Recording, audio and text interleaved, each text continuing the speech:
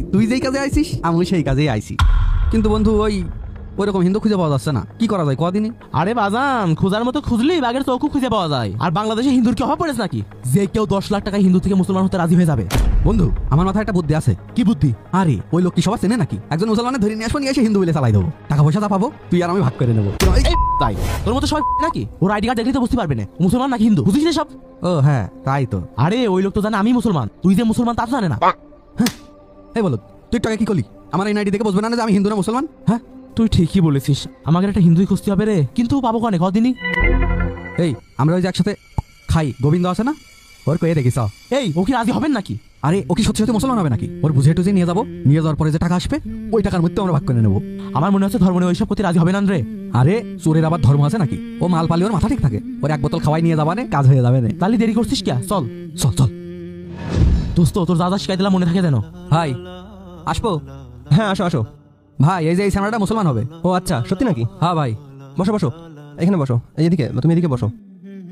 সত্যি তোমাদের মতো লোক দেখলে না আমার মনটা ভরে যায়। এই কাজ হবে না? বুঝেছো, তোমাকে দিয়ে না ইসলামের বিশাল বড় উপকার হচ্ছে। তোমরা এইভাবে প্রতিদিন লোক ধরে নিয়ে আসবা, আর আমি মুসলমান বানাবো, আর টাকা পয়সা নিয়ে কোনো টেনশন করবা না। এখানে আমি না থাকলে আমার ম্যানেজার বসে, তার সাথে কথা বললেই হয়ে যাবে না। ঠিক আছে ভাই, কিন্তু ওই যে ওইটার কিরাম কি?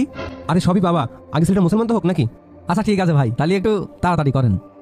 আচ্ছা ঠিক আছে, দাঁড়াও আমি হুজুরকে ফোন দিচ্ছি। লাগ গিয়া। হ্যালো, আসসালামু আলাইকুম। ওয়ালাইকুম আসসালাম।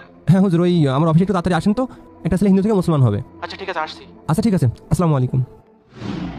হুজুরকে ফোন দিয়েছিলাম, হুজুর এখনই চলে আসবে।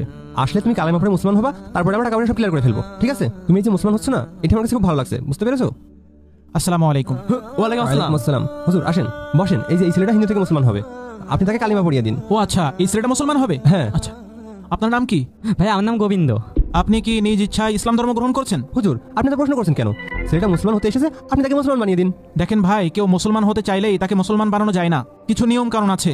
আপনাদের মতো হুজুরের জন্য যত সমস্যা, একটা ছেলে হিন্দু থেকে মুসলমান হতে এসেছে, তার আপনি সিআইডির মতো প্রশ্ন করছেন। সবকিছু আমি জেনে বুঝে তাকে কালেমা পড়াবো, এটা হচ্ছে আমার দায়িত্ব। এসব হুজুর মুজুর যে কমতে আসে, এখন যদি কট খেয়ে যায় 2 লাখ টাকাও হারাবে না, আর ওই 10 লাখ টাকার ভিতরতেও ভাগটা হারাবে না। আপনি কেন মুসলমান হতে চাচ্ছেন? টাকার জন্য হুজুর।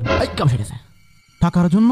টাকার জন্য মানে? জি হুজুর, এই যে ইরা কয়েছে মুসলমান হয়ে 10 লক্ষ টাকা দেবে, তাই তো মুসলমান হতে আইছি আমি। ভাই আপনি টাকার বিনিময়ে মুসলমান বানাচ্ছেন, কিন্তু কেন? হুজুর আমার টাকা পয়সা আছে, আমার বাবার টাকা পয়সা আছে, আমরা টাকা পয়সাকে ইসলামের পথে খরচ করছি, মানুষকে ধরে ধরে মুসলমান বানাচ্ছি, এতে সমস্যা কোথায়? আর এটা সওয়াবের কাজ না? না ভাই, এটা কখনোই সওয়াবের কাজ না।